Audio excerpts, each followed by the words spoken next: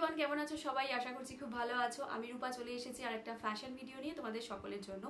আজকের ভিডিওতে আমরা যে বিষয়ে কথা বলবো সেটা হচ্ছে হাত। কিছু কিছু মানুষ আছে যাদের হাতের এই পোর্শনটা, যেটাকে আমরা আর্ম বলে থাকি, সেই জায়গাটা ভীষণ মোটা হয়ে থাকে। তাই আজকের ভিডিওতে আমরা দেখবো কিরকম ধরনের ব্লাউজ পরলে তোমার ফ্যাট আর্মসের প্রবলেমটা অতটা ভিজিবল হবে না আর তুমি কনফিডেন্সের সাথে শাড়ি পরতে পারবে। মার্কেটে অনেক ধরনের ব্লাউজ আছে, কিন্তু ফ্যাট আর্মস যারা রয়েছে তারা কিরকম ধরনের ব্লাউজ পরতে পারে আর কয়েকটা ব্লাউজের ডিজাইনও আমি এখানে তোমাদের সাথে শেয়ার করবো। সেই সব বিষয়ে আজকে কথা বলবো। চলো শুরু করা যাক আজকের আর একটা ফ্যাশন ভিডিও।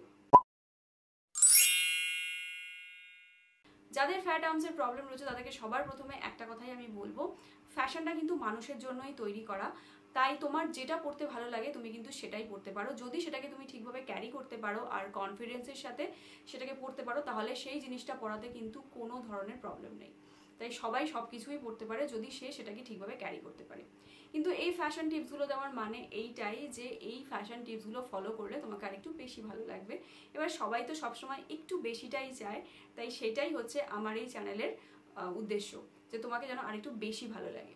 সবার প্রথমে আমরা দেখে নেব কিরকম ধরনের ব্লাউজ ফ্যাট আর্মস যাদের রয়েছে তারা একটু অ্যাভয়েড করে চললে ভালো হয়। যদি তোমার হাতের এই জায়গাটা একটু মোটা হয়, তাহলে এই যে স্ট্র্যাপগুলো দেখছো, এইরকম স্ট্র্যাপের যে ব্লাউজগুলো আছে এগুলো একটু অ্যাভয়েড করা উচিত। কারণ এই ব্লাউজে মেইনলি ফোকাসটা তোমার গলা আর তোমার হাতের উপরেই থাকে। তুমি হয়তো একটু আনকমফোর্টেবল ফিল করতেই পারো, তাই এই স্ট্র্যাপগুলো অ্যাভয়েড করে চলো। সেকেন্ড হচ্ছে, যে ধরনের ব্লাউজগুলো হল্টার নেক ব্লাউজ হয় সেই ব্লাউজগুলোকে কিন্তু একটু অ্যাভয়েড করতে হবে। কারণ হল্টার নেক ব্লাউজেও আমাদের আর্মটা আর আমাদের পিঠের পোর্শনটা খুব বেশিভাবে ভিজিবল হয়ে থাকে।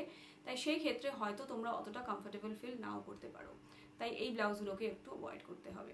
আর স্লিভটা খুব সরু হয়ে থাকে, এরকম স্ট্র্যাপের থেকে একটু বেশি মোটা যে স্ট্র্যাপের ব্লাউজগুলো হয়ে থাকে ওই রকম ধরনের ব্লাউজগুলোকে কিন্তু একটু অ্যাভয়েড করতে হবে। এছাড়াও যখনই ব্লাউজ বানাচ্ছ, ব্লাউজের ফ্যাব্রিকের দিকে একটু বিশেষ নজর দিতে হবে। খুব বেশি টাইট ব্লাউজগুলো পরো না।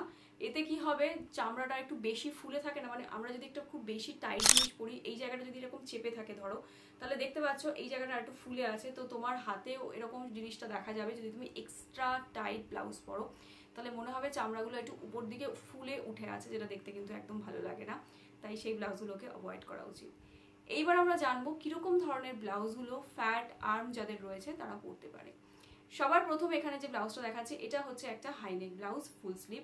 তো এইরকম ধরনের high neck full sleeve blouse কিন্তু তোমরা পরতে পারো। সেকেন্ড যে ব্লাউজটা আমি তোমাদেরকে এখানে দেখাচ্ছি এটা হচ্ছে একটা ফুল স্লিভ ব্লাউজ, এটা ক্রপ টপ ব্লাউজ। এবার ক্রপ টপও আছে যেটাকে তোমরা ব্লাউজ হিসেবে পরতে পারো, আবার ক্রপ টপ ব্লাউজও পাওয়া যায়, সেটাকে কিন্তু তোমরা পরতে পারো। এইরকম স্লিভটাকে মেনটেন করতে পারো। এই স্লিভগুলো কিন্তু ফ্যাট আর্মসের জন্য খুবই ভালো। 3/4 স্লিভের ব্লাউজ তোমরা পরতে পারো যাদের ফ্যাট আর্মসের প্রবলেম রয়েছে, তোমাদেরকে ভালো লাগবে। যেই সমস্ত ব্লাউজগুলোতে এই যে স্লিভটা দেখতে পাচ্ছ এটা হচ্ছে একটা ব্রালেট। ব্রালেটগুলোকে এখন অনেকেই ব্লাউজ হিসেবে পরে, তাই তোমার যদি ফ্যাট আর্মসের প্রবলেম থাকে তাহলে এইরকম ধরনের ব্রালেটগুলোকে কিন্তু তোমরা অনায়াসেই পরতে পারো, এতে কিন্তু তোমাকে ভালো লাগবে। এছাড়াও গ্লাস স্লিভ কিন্তু ফ্যাট আর্মসের বন্ধু, তাই তোমরা গ্লাস স্লিভের ব্লাউজও কিন্তু পরতে পারো। আর আসি পপ স্লিভের কথায়। এখন মার্কেটে পপ স্লিভের ব্লাউজ প্রচুর পাওয়া যাচ্ছে। পপ স্লিভ মানে যেটাকে আমরা বাংলায় বলি ঘটি হাতা। সমস্যা একটাই, ঘটি হাতা ব্লাউজের যে ফ্যাব্রিকটা সেটা কিন্তু ব্লাউজ কেনার সময় একটু মাথায় রাখতে হবে। যেগুলো বেনারসি কাপড়ের ঘটি হাতা ব্লাউজ, সেটাই কি হয়, এই জায়গাটা একটু বেশি ফুলে থাকে, কারণ বেনারসি কাপড়গুলো একটু ফুলে থাকে। তাই সেই রকম ধরনের মেটেরিয়ালের পাফ স্লিভের ব্লাউজটাকে অ্যাভয়েড করে একটু সফট কাপড়ের যে পাফ স্লিভের ব্লাউজ আছে সেগুলো পরতে পারো। আর যদি তুমি সেটাকে নিজে বানাচ্ছ টেলারকে দিয়ে, তাহলে একটা জিনিস খেয়াল রেখো, এই জায়গাটা পাফটা হালকা থাকুক, কিন্তু নিচের দিকটা যেন এইখানটা একটু চাপা থাকে, আর লেন্থটা যেন এতটা হয় যেটা আমাদের গ্লাস স্লিভের লেন্থ হয়।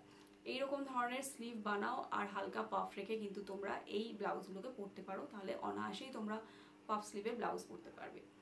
এছাড়াও আরো অনেক ধরনের ব্লাউজ আছে মার্কেটে পাওয়া যায়, ডিজাইনার ব্লাউজ যেগুলো খুব কস্টলি হয়ে থাকে। সেই ব্লাউজগুলো আমি তোমাদেরকে এক নজরে এখানে একটু দেখিয়ে দিচ্ছি, তোমরা দেখে নিতে পারো। এগুলো হয় তোমাকে টেলারকে দিয়ে বানাতে হবে বা এগুলো তোমাকে রেডিমেড মার্কেট থেকে কিনতে হবে। তো এখানে তোমরা দেখতে পাচ্ছ এই ব্লাউজগুলো, যেগুলো সিনেমাতে যারা আছে মানে মুভি অ্যাক্ট্রেসরা কিন্তু পরে থাকে। তো এইরকম ব্লাউজ যদি তুমি অ্যাফোর্ড করতে পারো পরতে পারো। এছাড়া আরেকটা ব্লাউজের কথা আমি এখানে তোমাদেরকে বলবো, এই ব্লাউজগুলো কিন্তু তোমরা যদি তোমাদের ফ্যাট আর্মসের প্রবলেম থাকে তাহলে পরতে পারো। সেটা হচ্ছে কলার নেক ব্লাউজ। কলার নেক ব্লাউজ কিন্তু যাদের ফ্যাট আর্মস রয়েছে তারা অনায়াসেই পরতে পারে, তাদেরকে ভালো লাগে। আর এটা অফিস ওয়্যারের জন্যও কিন্তু খুব আইডিয়াল।